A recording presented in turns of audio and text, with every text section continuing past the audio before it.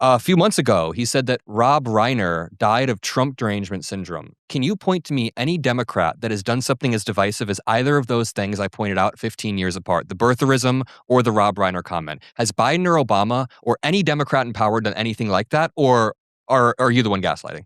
No, I'd point to several Democrat congressmen and women who have said equally gross things regarding the sexual abuse of certain members over on the right. I could An point, of example? course, to Was Bad Bunny's Super Bowl halftime show anti-American? Well, you should watch until the end because this debate gets increasingly heated. And tomorrow, we have a part 2 coming out about Trump's economy that is even more heated. So make sure you drop a like. Make sure you subscribe to the Adam Mockler feed for many more debates coming out very soon. And thank you all. Yeah, I think that Bad Bunny is a patriotic American. I thought the halftime show was rather impressive, and it was centered around unity rather than divisiveness. The banner behind him said, "Love is stronger than hate," or something to that effect. And for that, conservatives treated him viciously. People from Donald Trump said this was a slap in the face to America. People were calling for his deportation. Jake Paul and a bunch of other people called him a fake American, which none of this even makes sense. Where are you going to deport him to? Puerto Rico? He's a fake American because he's from Puerto Rico. So, of course, I'm not going to pin all of these beliefs on Tony. That wouldn't be fair at all. But there were definitely some reactions that were hyper-racialized. Like, they were very clearly mad at one thing, and it wasn't that Bad Bunny vaguely criticized ICE at the Grammys. I mean, the anti-ICE activism that people are really, really mad about, Bad Bunny said, "We are not savages, we are not animals, we are humans, and we are Americans." So Bad Bunny had overall a rather unifying message. When he said, "God bless," during the Super Bowl halftime show, he didn't say, "God bless Latin America, God bless other countries." He said, "God bless America." It seems like overall, he wanted to push a unifying message, and conservatives took that to tear him down and divide us even more. If you didn't like the halftime show, that's fine. I mean, like, my grandpa sometimes, he thought it was cool, but he's sometimes like, "I don't really fully understand what's going on here." That's fine if you don't like the halftime show. But I think the vitriol that we saw coming out of the right was next level. I'm not going to claim the halftime show is super pro-America, as Tony said. I don't think the halftime show has to be super pro-America, but I think all things considered, him saying, "God bless America," him speaking out against ICE at the Grammys, this is about as American as apple pie. I mean, criticizing the government in America, very American in my opinion. So, Tony, I'm guessing you see that slightly differently.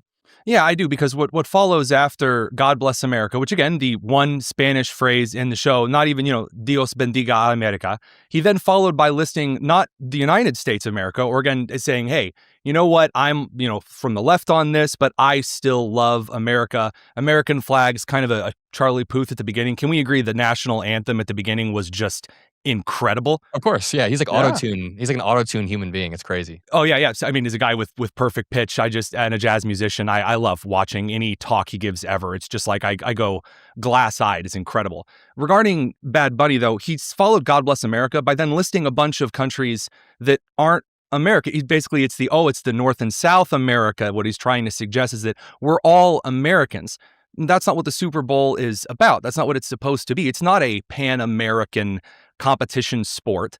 I mean, to be completely honest, given the cultural history of it, it would be more appropriate for something like that at the World Series. And I understand the cultural backlash to that because it's performative, not because it's bad to suggest that it's, an amazing thing that we've created in the Western Hemisphere, but more so to say, hey, I'm going to get out here and be performative, and I'm going to throw some jabs, and then what you get is a bunch of gaslighting from both sides.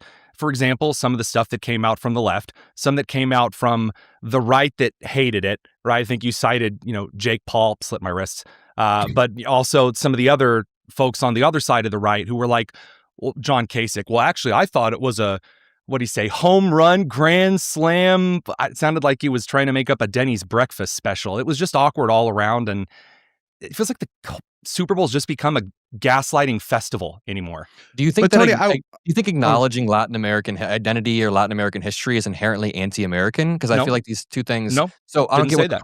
I don't get what the problem is here. He waved the American flag. He said, "God bless America." I mean, Trump has been arguing for the past few months this like Don Roe doctrine that the Western Hemisphere is essentially Under the fatherhood of America's paternity. that America is essentially the father of the Western Hemisphere. Sure. So for then Bad Bunny to invoke the Western Hemisphere is anti-American? No, I'm not saying that, but I do have a question, if I may. ¿Por qué no estamos teniendo esta conversación en español? No, I can't Well, conversate. because I only minored in Tony in Spanish, and it's been a couple years. So, But I would prefer not to. Did you The ask him like a reason- conversate in Espanol though? The Yeah, reason why that would we we- are why aren't not we having this currently conversation having this in conversation Spanish? in Spanish is because the audience that we will be releasing this particular panel to, the vast, vast majority of them speak English.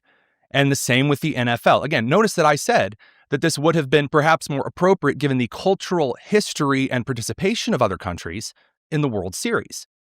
But instead, it's at the NFL, which is the very Americana cultural festival point. It's a very American, United States of American sporting event. I'm not saying it's evil or un-American.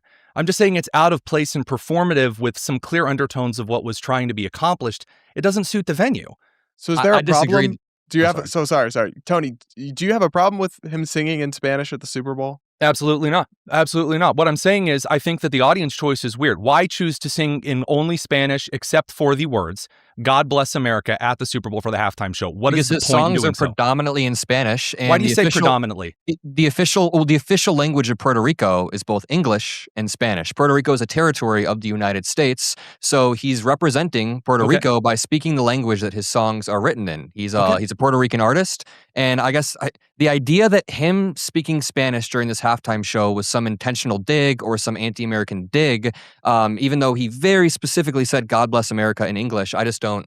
And don't then believe. followed it up with a list of countries to identify what he meant by America. He Did you listed take a that bunch as of countries. divisive or unifying? I think that was I more took that of to a mean that he unification. believes the word America doesn't mean the United States as it's culturally perceived here in the United States of America. Was he holding a That he was football with an making it American clear. flag?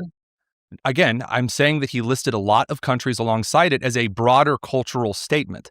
And again, as far as the Spanish, I have no issue with him speaking or singing in Spanish. As someone who is, again, fluent in Spanish and lived in and out of Hispanic households, working alongside phenomenally what I consider a lot of traditionally conservative families that have been beyond beneficial for this country in family policy and work ethic, for example, that I was able to learn in Honduran and Nicaraguan households. But specifically in this Super Bowl, I am only questioning when you do an entire Super Bowl in the language that is opposite of the core language of 99% of the viewership. Now that is 99%. I don't actually have the data in front of me. It says 99%, Like but given 20% the of audiences, Americans are Latino, I think. I mean, you this do is a realize real that population. 20% doesn't all speak Spanish, right?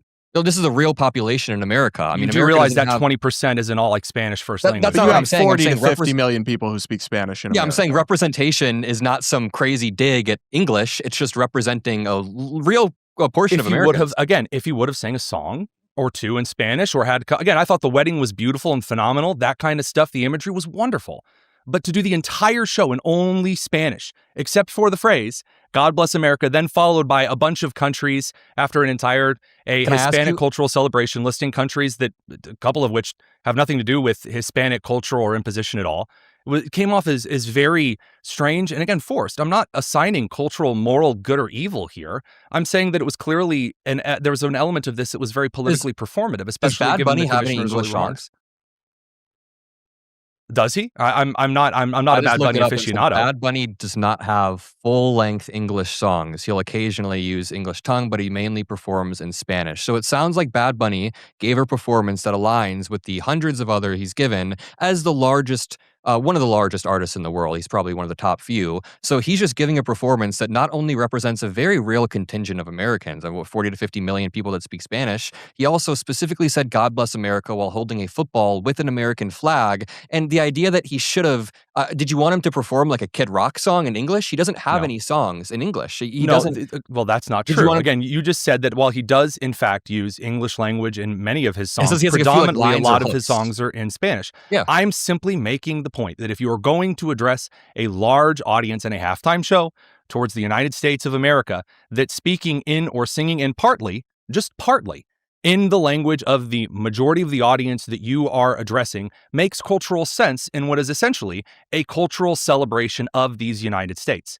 That's what the Super Bowl's kind of been ever since it was the reindeer, the people dressed as reindeer dancing on the torn up field, back in the older Super Bowls. So I guess what I'm not trying to make some broad sweeping like, oh, he's deeply un-American. I'm saying No, I he get made a political point by doing this. I don't think don't he know what did. bragging, that and bragging about So- It's a telephone political. polls. Wait, it's a political Guys. point to perform his songs as they were written. I don't understand. Like, he does choose the songs that he performs, right? And he chose his 3 or 4 most popular songs across the entire globe. I don't agree with this idea that because he spoke in a way that is not because he spoke in Spanish and that is not the predominant language of America, that somehow has friction with the culture. How many Super Bowl halftime shows have we had? Like dozens and dozens of dozens, where people give a diverse amount of performances. We've had everyone from Kendrick Lamar to Michael Jackson, who stood there for multiple minutes on stage, Frozen, remember? So, I mean, the idea that because we have one Super Bowl halftime show that represents, a different portion of the country and still represents our country too, like, I'm not even going to concede that he was excluding people who speak English from this. He waved the American flag. He said, God bless America. We had American traditions being shown, or I guess Western traditions like marriage being shown here. It was a pretty overall unifying show. I don't mean to be mean here, but I feel it's like kind of whiny to be like, I can't believe he wouldn't speak our language, even though we don't have a national language. He was representing the way he wrote the songs. Guys, I want to zoom out here a little bit because obviously at the end of the day, it's just Bad Bunny. Unfortunately, there's been this national crash out over it from Republican members of Congress and the president, Megyn Kelly and beyond. I wonder, though, Tony, if you are willing to acknowledge this or if you deny this. I sense, zooming out here, a broader snowflake problem on the MAGA right now, right? Whether it is Bad Bunny and being outraged, whether it's demanding that people come before Congress, or whether it's freaking out and retaliating against the Associated Press because they're not going to use Gulf of America. I am sensing, and I'm hearing from a lot of people, that a lot of the increasing sentiment on the right seems to be kind of reminiscent of that snowflake mentality. Do you agree with that? Yeah, I think there is a portion of the right, especially kind of the more populist part of the right, that is leaning into that. There is a group, I would say, kind of more at large, that is suggesting that now that the right is in power, that it needs to play by the same rules that the left played by during the Biden administration. So, for example, the Daily Signal, which I'm the national correspondent for, was kicked out of the White House press room during the Biden administration. And this was something that we obviously tried, very hard to rectify. And they did the exact same thing with the Associated Press that the Trump administration is doing now, which, by the way, I disagreed with. I think the Associated Press, like all other news outlets, should be in the White House. Again, I also, regarding kind of their pool selection, I was happy to see Axios finally added to that pool selection instead of a bunch of publications, many of which don't service the broader, kind of country as a whole, to our earlier conversation. But regarding this idea that now everything needs to be performative, yeah, I'm really against a lot of that. This is one of the reasons why I was so much more a fan of, for example, Tom Homan, or maybe even some elements. Again, I have a couple asterisks there with Scott Bessent, particularly Brooke Rollins. I also quite like a lot of her approaches. A lot of Secretary of State Rubio's, the disapproving, kind of disappointed dad when the nonsense arises. It's much more effective as a political tactic. Biden was able to use this very effectively a couple of times. And when he did, instead of the crazy phone that certain other members of his administration would tend to pick up and use, or again, Congress with its committees on camera is just devolved into a circus from hell. Yeah, I think there is a portion of the right that's adopting to that, although I do have hopes that there is some of that is kind of on its way out. The age of influencers is starting to ebb. Adam, your thoughts? I mean, yeah, to be fair, we had it on our side. We had people who wanted their safe spaces. I don't fully buy into the idea that there's a parallel between the way Trump has treated the media and Biden has treated the media. I think Trump has ramped it up a few notches, but Trump himself said, you said there's a growing contingent of people who hopefully aren't acting in this way. Trump himself was the one that really freaked out about this on Truth Social. He said, nobody understands a word this guy is saying. The dancing is disgusting. The show is a slap in the face to our country. I think 48 hours after this, he posted a video of Obama and his wife as gorillas. I think the president has to lead in a top-down manner in order to tone down the divisiveness in this country. Could you agree with that Trump might be uniquely divisive in this moment? Do I think that Trump is uniquely divisive? I do, given that he's a Hollywood entertainment guy who comments on Hollywood entertainment things. I mean, ever since he came down the golden escalator, he's been very out there he's willing to get and throw stones. He's a Hollywood entertainer, but he's also the president of the United States. These words mean a lot. I'm 23 years old, and I've always wanted to look to the president as someone who I can, look up to as a beacon of moral clarity. Mm-hmm. And when he's posting gorilla AI images of former presidents, he's calling for the arrest of J.B. Pritzker. Which I live in the state of Illinois. Right. Yeah. Okay. So I didn't know you were in Illinois. Oh, yeah, I'm right next door to you in Indiana. I was getting ready to say, we're right next. We'll have to grab lunch sometime. Yeah, I grew up in Valpo. Oh, really? Yeah. Sorry, keep going. Keep debating. Oh, no. Sorry. I've attended a couple football games in Valpo. Great place. Anyway, aside from the Midwesterners finding each other in the middle of a debate, in this context regarding Trump, no, I understand the idea and the desire to look up to the president of the United States, absolutely. But I believe that one of the best descriptions of Trump has been he is in fact a product of the political dissociation of the time, meaning that as things continued, we had these two essential groups in the country. Kind of the older guard. You could maybe equate Biden to this, maybe not on the left. On the right, you had some Republican senators and representatives that essentially would just say, let's not get hasty about anything. And they never really took an emotional stance on anything. They never were willing to call out things that, for example, we've seen AOC call out from the left side of the party, or from the right side, the many now very loud voices who have called out things that they don't appreciate on the cultural side as well as the economic side. And Trump, because so much of the aughts into the early teens were a clamping down, nothing is wrong, everything is fine, let's not get hasty, that eventually Trump, who had the platform and the performance to get out there and do things with a sledgehammer, meant that America elected the sledgehammer. And I don't always like the sledgehammer. There are times I prefer a scalpel. But to claim that this is somehow, well, Trump needs to act more presidential. Sure. Do I wish the president would put the phone down? Yeah. Do I wish he'd watch videos all the way to the end? So if he just wants to post some weird election fraud video from Detroit, he posts that instead of the ending screen cap where just 1 second is the gross video auto-played behind it. Sure. I would love that. But again, a symptom of the time that America elected a boisterous guy to knock things over because America was tired of the way that things have been done for 20, 30 years in the country. I can't change that. That's an objective reality. I think it's almost reverse. And I'm going to bring this back to Bad Bunny in just one moment. But sure. Donald Trump is, yes, a symptom of an American system that was failing the average voter. And I do agree that he did come and purge the Republican Party of like neocons or people who were more risk averse. Absolutely. In fact, the Democratic Party is still very risk averse. I think the Democrats need someone who's a little bit less risk averse. But that's different than what Trump is doing. The way that Trump, yet you wish that he would not post guerrilla videos of former presidents, but I wish that he wouldn't be posting AI images of Chicago being invaded with Black Hawk helicopters going over. I'm living and working in Chicago. I don't like to see that type of imagery. I wish he wouldn't be calling for the arrest of governors. He called Tim Walz a retard. I just don't think this is the way that you should operate as the president, and to just chalk it up as him being a little bit divisive or a little bit. So to bring this back to Bad Bunny, go ahead. Bad Bunny had a show where the background said love is stronger than hate. That's the only thing I've written down. It just says love is strong. I don't know why I wrote that down. The Levi Jeans banner at the top of the stadium. Sorry, what's up? The Levi Jeans banner at the top of the stadium. Love is stronger than hate. It sounds like love is stronger than hate. Okay. Yeah, and Donald Trump's reaction was that was a slap in the face to the country. So this is where I would argue that a lot of that framing is a form of gaslighting. There are a lot of people in the country on both sides of the political aisle who, out in front, when they choose to, they will put on the face of, I am a respectable politician. You see this in committee, right? Where we just saw, for example, with Pam Bondi, both sides, complete train wreck, Republicans, Democrats, Bondi, all of them acted like children. Almost every single person in that committee room acted like a child. And what's always right there at the front, and this is why I point this out as gaslighting, is that once they're tired of the theatrics, what do they start doing? They take off their screaming. They've been yelling at each other. They go, Mr. Chairman, if we will return to Robert's Rules of Order number 542, they did not address me as the representative from the great state or wherever. That's nonsense. Either you are going to be serious or we're going to allow the facade of the structured American politician to have a level of leniency. And again, I point that out because you can't have it where Biden is, cracking jokes about ice cream and other things like a normal person, and then turn around and then be called ridiculous, doddering old fool. No humanity, has to be stately president, and then turn around all of a sudden when he is a stately president and then criticize that as being fake. I think that there are some double standards of gaslighting. The love is hate thing, or stronger than hate, in this particular Super Bowl thing, that's gaslighting. It's that if you don't claim that this is all love and wonderful, then therefore you must be for hate. What was hateful about it? I don't futz with that.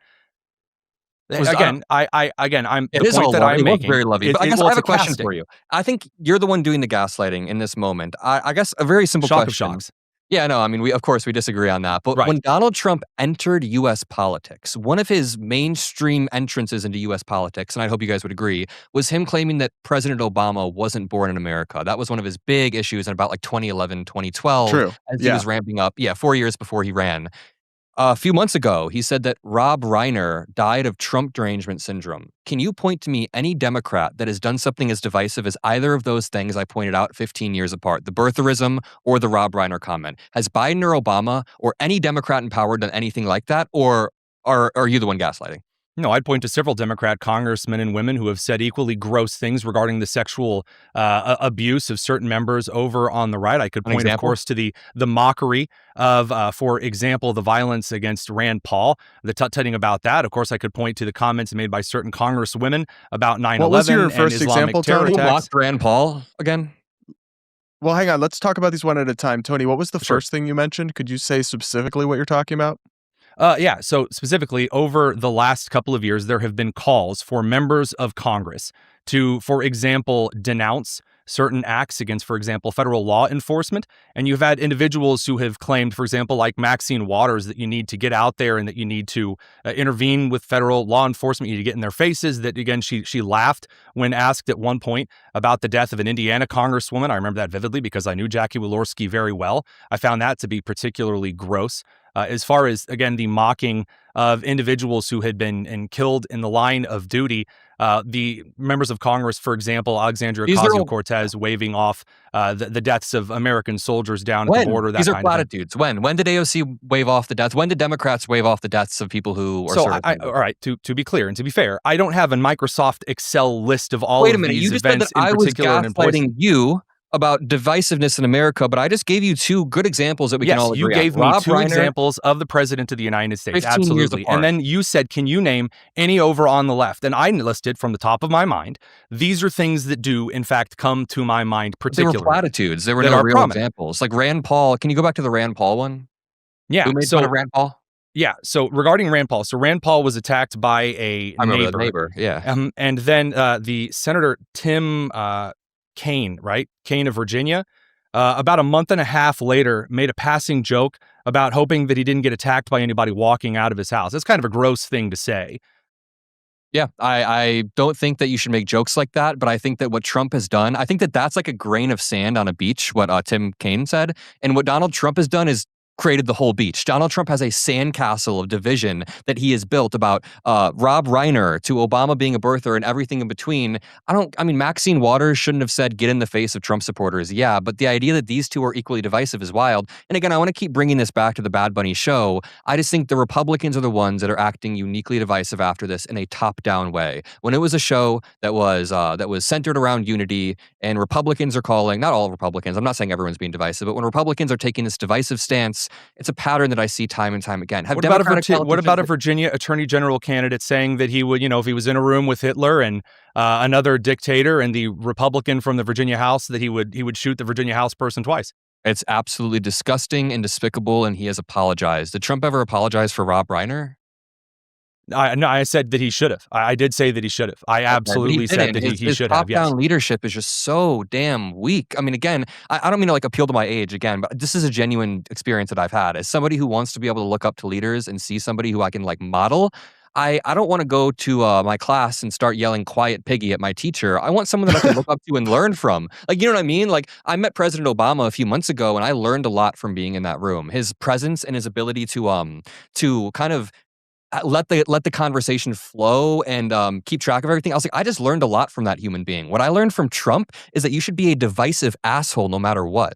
So again, I think that the perfuming really gross things, like when Obama lectured a bunch of black men to just suck it up and vote for a black woman because they owed it to black women to vote for one, is kind Trump of a disgusting Obama thing. Gorilla video. You can continue to say that regarding that entire situation, the president posting the weird Michigan election fraud thing, and at the end, very clearly, because it was screen recorded, so the captions could be on the screen. Did he apologize for that, like Jay Jones did? He did. He did condemn it. He absolutely condemned it. I don't think he Yes, he did. On Air Force One, the recording very clearly said, absolutely, I condemn the racist part at the end. That's why we took it down. That wasn't supposed to be posted. It was just supposed to be that particular, again, the election fraud claims from that investigation mini doc in Michigan. I love when the president accidentally posts a racist video because he meant to post schizophrenic conspiracy do you really theories about believe? Michigan. So, Tony, do you really believe that Donald Trump would never knowingly share racist imagery? I feel like he would. Yeah, I mean, and I also you can feel like you would, but in this case, like if we're going to get real examples here, the idea that you can't have that President Trump is like equally like a big duttering, divisive, oath, stupid kind of drunken brawler, and also like an evil, racist, genius schemer guy. You can't have both. And that's what we were trying to do with this. Like, again, if you watch the whole video, it's clearly a screen recorded thing. At the end, it auto plays. It literally goes to the next video in the manner of that video codec to the next video, and then it ends immediately. It doesn't even play. I mean, but the president's whole video. responsible for what he puts out on his platforms. Absolutely is. If he did slow not down. watch it to the end, that's like not worse, but differently bad. It is differently bad. You are correct. It is differently bad. Is it worse? No. But is it differently bad? Yeah, absolutely. Well, all right. I think we can put a pin in that one for now and move to another kind of zoomed out topic where I think we'll probably find some more disagreement.